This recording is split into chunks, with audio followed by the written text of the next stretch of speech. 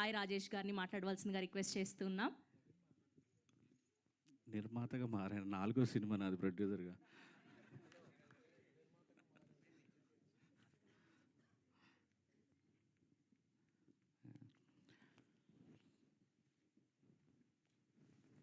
బ్లాంక్గా ఉంది.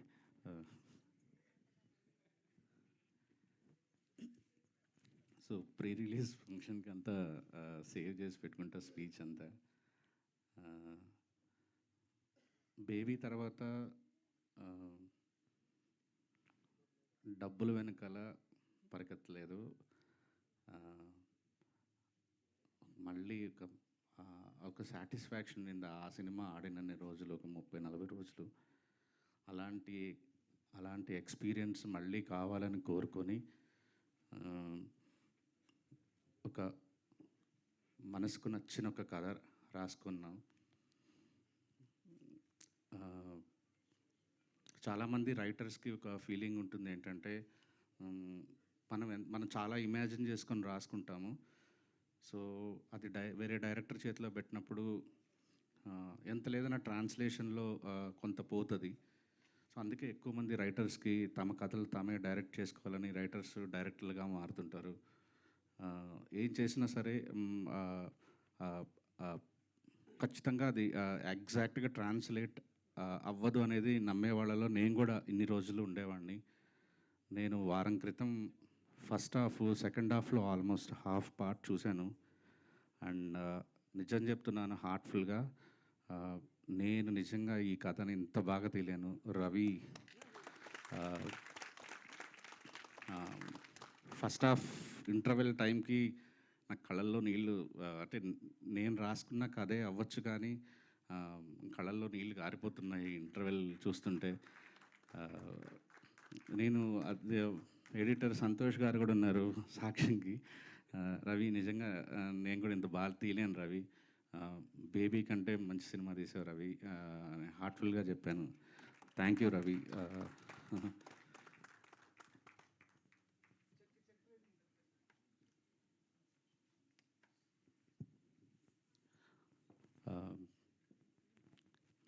సో ఇంత అంటే బేబీకి నాకు చాలా హెల్ప్ చేశాడు రవి. నేను ఆ టైంలో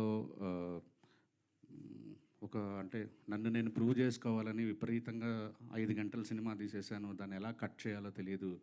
రిలీజ్ డేట్ అనౌన్స్ చేసేసారు.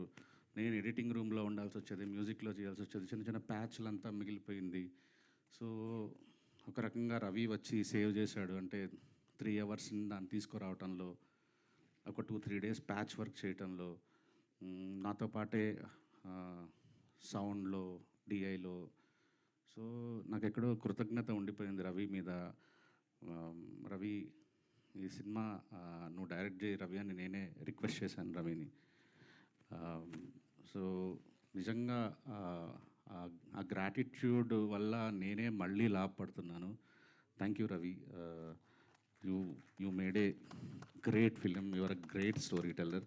మేబీ ఇది ఇప్పటికిప్పుడు మీకు ఒక కొత్త డైరెక్టర్ కాబట్టి అనిపించలేదు, కానీ ఒక 1 ఇయర్ తర్వాత ఈ స్పీచ్ నేను చెప్పిన మాటలు మళ్ళీ మీరు రివైండ్ చేసుకుంటే రవి ఎంత ఒక గొప్ప దర్శకుడు అనేది మీకు అర్థమవుతుంది. Thank you Ravi. And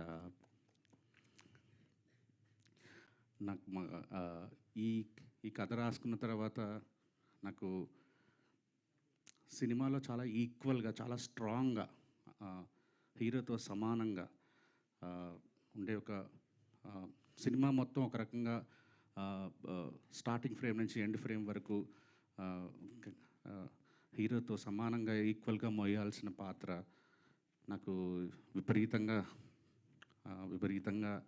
search చేశాం. అండ్ మన దగ్గర కనిపించలేదు, కానీ ఒక తమిళ్ సినిమాలో తెలుగు అమ్మాయిని చూసిన తర్వాత సో ఇమీడియట్లీ తను పిలిచాను. గౌరీ, చాలాసార్లు ఏడిపించావు సినిమాలో, సెట్లో కాదు. లైక్ నెక్స్ట్ ఇలా లాస్ట్ ఇయర్ ఫిల్మ్ఫేర్ తమిళ్లో తీసుకున్నావు, ఇయర్ తెలుగులో తీసుకుంటావు, డ్యామ్ షూర్. అండ్ అనంత్ గారు, ఆ, కొన్ని ఫ్రెండ్షిప్స్ మనం అట్లాగా ఇండస్ట్రీలో కొన్ని ఫ్రెండ్షిప్స్ గర్వంగా ఇట్లా ప్రౌడ్గా ఫీల్ అయ్యి మ్, అంటే నేను ఒక డిపార్ట్మెంట్ గురించి ఒక క్రాఫ్ట్ గురించి నేను పట్టించుకోకర్లేదు. నాకు ఒక మంచి బెస్ట్ మనిషి ఉన్నాడు నా దగ్గర. ఆ, నేను నేను ఆయనకి కథ చెప్తే, నేను ఒక సిచ్యువేషన్ ఎక్స్ప్లెయిన్ చేస్తే నాకు చాలు. ఇంకా నేను దాని గురించి బాదర్ చేయక్కర్లేదు. ఆ, అంటే నాకు బేబీకి రాసిన, ఈ సినిమాలో 7 పాటలు రాసిన, నేను ఒక పదమో 2 పదాలో చేంజ్లు అడుగుంటానేమో కానీ ఏ రోజు ఒక వాక్యం మార్చమని కూడా అడగలేదు. Sir, love you sir. అది అంటే మాటలు పూర్తిగా చెప్పలేకపోతున్నాను కానీ I love you so much sir. Thanks for being in my career actually. And and Dheeraj, happy birthday Dheeraj. అది వరకు గ్రేట్ ఫ్రెండ్. బేబీతో అంటే తన కెరీర్ ఎప్పటి నుంచి స్టార్ట్ చేసిన బేబీతో ఒక టర్న్ తిరిగింది. చెన్నై లవ్ స్టోరీ ఖచ్చితంగా ఒక పెద్ద లార్జ్ స్కేల్లో తను తీసుకెళ్తాడు ఫర్ షూర్. అండ్ బియాండ్ మా ఫ్రెండ్షిప్, ప్రొడ్యూసింగ్ పార్ట్నర్ కంటే, డిస్ట్రిబ్యూటర్ కంటే, ఎగ్జిబిటర్ కంటే కూడా ఒక great friend Dheeraj. Thank you Dheeraj. And ఈ సినిమాకి కూడా మాకు డబ్బులు ఎలా తీసుకొచ్చి పెట్టామని కోరుకుంటున్నా, ఎక్స్పెక్ట్ చేస్తున్నా. అండ్ మా ఎస్కేఎన్ గారు, యా, ఇద్దరం కలిసి ట్రావెల్ చేస్తున్నాం. నేనంటే ఒక బ్లైండ్ నమ్మకం. ఆ బ్లైండ్ నమ్మకం వల్లే నేను ఇంత మంచిగా ప్రశాంతంగా నేను అనుకున్నది చేయగలుగుతున్నాను, ఏ ప్రెషర్స్ లేకుండా. ఎందుకంటే నాకు ఇంకా బయట నుంచి ఎవరైనా ప్రెషర్ పెడితే నేను అది చేయలేను ఆ పని. ఎస్కేఎన్ గారితో ట్రావెల్ చేయటం అనేది నేను తీసుకున్న ఒక మంచి నిర్ణయాల్లో ఒకటని భావిస్తున్నాను. అండ్ ఇలాంటి సినిమాలు మళ్ళీ మంచి సినిమాలు మళ్ళీ కలిసి అమృత ప్రొడక్షన్స్, మాస్ మూవీ మేకర్స్లో చేస్తాం. అండ్ కిరణ్ గారు, కొన్ని కారణాల వల్ల అంటే నాకు ఈ కథ ఒక సరెండర్ అయితేనే ఈ కథ చెప్పగలం. అంటే డైరెక్టర్ని, రచయితని ఎక్కువ అంటే నేను చెప్పేది క్యారెక్టరైజేషన్ గురించి ప్రశ్నలు అడగచ్చు, కానీ తన ఇమేజ్ గురించి కానీ, పబ్లిసిటీ గురించి కానీ, ఆడియో ఎందుకు ఇలా ఉంది కానీ, ఇలాంటి తను ఇందాక అనంత్ శ్రీరామ్ అన్నట్టుగా అన్ని అహం చంపుకొని ఉన్న ఒక నటుడు కావాలి ఈ సినిమాకి. కాలా అంటే ఒక పెద్ద సక్సెస్ కొట్టిన, ఆ టైంకి కొట్టిన మా కిరణ్ అబ్బవరం గారి దగ్గరికి వెళ్తే స్టోరీ విని ఒకటే మాట అన్నారు, అన్న నేను ఫస్ట్ టైం నా కెరియర్లో నా కారు ఎక్కుతాను, సెట్లో దిగుతాను, మళ్ళీ కారు ఎక్కుతాను, మళ్ళీ ఇంటికి వస్తాను, కంప్లీట్లీ మీరు ఏం చెప్తే ఆ సినిమాకి మీరు ఏది ఫీల్ అయితే అది తీయండి అని అన్నారు. ఈ రోజుకి కూడా ఆయన మాకిచ్చిన ఆ చనువు, ఆ గౌరవం నిజంగా ఇంకా ఎక్కువ ఆయన ప్రేమించేలా చేసింది. సినిమా స్టార్ట్ అయిన తర్వాత నేను ఇంకా ఎక్కువ కిరణ్ గారిని ఇష్టపడడం స్టార్ట్ చేశాను. సార్, నేను ప్రీ రిలీజ్లో మాట్లాడతాను సార్, ఆ ఇంటర్వెల్ 15 నిమిషాల ముందు, రేపు చేయబోయే క్లైమాక్స్ ముందు, and this going to be అంటే memorable film for you, and thanks for giving us this opportunity sir. Thank you.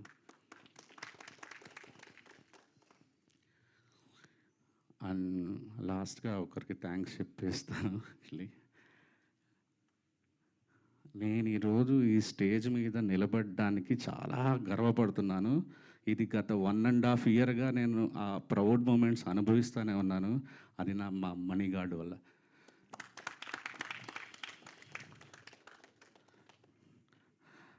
నేను బావగారు బాగున్నారా సినిమా అర్చనా థియేటర్లో చూశాను. ఒక 8 సార్లు చూస్తుంటాను. చూడాలని ఉంది సినిమా. నా జీవితంలో నేను ఎక్కువ సార్లు చూసింది 23 సార్లు చూశాను. కేవలం బ్యాక్గ్రౌండ్ స్కోర్లు వినడానికి, ఆయన బ్యాక్గ్రౌండ్ స్కోర్లు వినడానికే. ఆ రోజుల్లో వేరే సోషల్ మీడియా అవైలబిలిటీ లేదు కాబట్టి ఉత్త బ్యాక్గ్రౌండ్ స్కోర్లు వినడానికే థియేటర్లో టికెట్ కొనటం, వెళ్ళటం, బ్యాక్గ్రౌండ్ స్కోర్లు పాడటం, టికెట్ కొని బ్యాక్గ్రౌండ్ స్కోర్లు వినడం, ఇదే పని, అడిక్షన్. కానీ మనం బాగా ప్రేమించే వాళ్ళ దగ్గరగా వెళ్ళొచ్చా లేదా అనేది చాలామంది కన్ఫ్యూజన్ ఉంటుంది. పైగా వర్క్ చేయాలనుకున్నప్పుడు ఇంకా 1కి 10 సార్లు ఆలోచించుకొని వెళ్ళాలి. దానివల్ల 2 జరగచ్చు. ఒకటి, ఇంత ప్రేమించిన మనం ఇంత ప్రేమలో ఉన్న మనిషి, ఇంత ప్రేమించిన మనిషి దగ్గర నుంచి బెస్ట్ తీసుకోగలమా లేదా? 2, ఉన్న ప్రేమ ఎక్కడ పోతుందా? ఇలాంటి ఒక కన్ఫ్యూజన్ మధ్యలో మహతి స్టూడియో మెట్లెక్కాను నేను. ఒకటే ట్యూను, ప్రతి పాటకి ఒకటే ట్యూన్, రెండో ట్యూన్ కూడా అడగలేదు. నేను అసలు ఒకటే కామన్ ఎమోషన్ అయితే ఉన్నింది. ఏంటంటే నాకు ఇళయరాజా గారి ఇష్టం, ఆయనకి ఇళయరాజా గారి ఇష్టం. సినిమా పేరు చెన్నై లవ్ స్టోరీ. సో హీరోకి ఇళయరాజా పిచ్చి ఉంటుంది. సో ఆ ట్రిబ్యూట్ ఇస్తూనే మణిశర్మ గారి బ్రాండ్, మణిశర్మ గారి ఆ మార్క్ మిస్ అవ్వకూడదు అన్న ఒక దీంట్లో మ్యూజిక్ చేసుకుంటూ వచ్చాము. ఇంకా ఏమన్నా నాకు మధ్యలో ఏదన్నా కావాల్సి వస్తే సచ్చినోడా ఏం కావాలో చెప్పాడు అంటాడు. అదే మ్యాక్సిమం తిట్లు. బంగారం నచ్చిందా అంటారు, 2 వదులుతుంటాయి అంతే. ఇంత ఫ్రీడమ్ ఒక మనిషి, ఒక్కొక్క కరెక్షన్ నేను విపరీతంగా నష్టపెడతాను మాస్టరింగ్లో, మిక్సింగ్లో అందరినీ. అలాంటిది అసలు నాకు ఆలోచిస్తే ఏమీ అడగలేదు. ఎందుకు అడగలేదంటే నాకు తెలిసిన, అరే పెరిగిందంతా ఆయన మ్యూజిక్ నేర్చుకొని అది మిగతా వాళ్ళకి మీరు అలా చేయండి అని చెప్పడానికి కావాలి. కానీ నేను పనిచేస్తున్నదే మణిశర్మ గారితో, ఇంకా నేనేంటి కరెక్షన్స్ చెప్పేది? అసలు మీరు నమ్మండి నమ్మకపోండి, there is no second other tune like, అంటే రిజెక్ట్ చేసిన ట్యూనే లేదు అసలు ఈ సినిమాలో. సార్ మీరు మొన్న డిటిఎస్ థియేటర్కి వస్తే నేను ప్రొడ్యూసర్గా అలా నిలబడుకుంటే మీరు వచ్చి డిటిఎస్ కరెక్షన్స్ అవన్నీ చేస్తుంటే చాలా అమ్మ జీవితం, సినిమా తీసేసాను మణిశర్మ గారితో అనుకున్నాను సార్. అసలు thank you so much Guruji, thank you.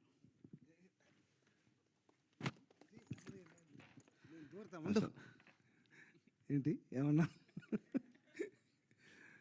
అందరికీ నమస్కారం. ఫుల్ ద టీమ్ అలాగే ఉండాలి, మనం ఏం చేసాం. ఓ రోజు అదే యూజువల్గా పొద్దున్న లేచి ఏదో కార్యక్రమాలు చేసుకుని ఏదో ఈగలు తోలుకుంటూ ఉంటాం కదా. ఈయన వచ్చారు. అంటే ఈయన పరిచయం లేదు, నేను డైరెక్టర్ సార్, ఇలా బేబీ సినిమా చేశాను. ఓకే ఓకే, నాతో ఏం పని ఉంటుందని అనుకుంటా. సరే సార్ మీరు మ్యూజిక్ చేయాలి సార్, నా హార్మోని ఎప్పుడో ఎక్కడ ఉందో కూడా తెలియదు అంటే ఆయనే వెతికి పట్టుకు దాన్ని దుమ్ము దులిపి అలా కూర్చోబెట్టాడు. నన్ను కూర్చోబెట్టి వర్క్ స్టార్ట్ చేసాం. వర్క్ స్టార్ట్ చేసిన తర్వాత ఒక ట్యూన్ అయిన తర్వాత తెలిసింది, అమ్మో ఇదే ఏదో లోపల నుంచి బయలుదేరింది. అదే ట్యూన్లన్నీ బ్రహ్మాండంగా తీసుకున్నాడు. వర్క్ చేసాం బ్రహ్మాండంగా. ఇంకా విల్ లివ్ డెస్టినీ, మన అందరికీ మంచి జరగాలని I wish all the team.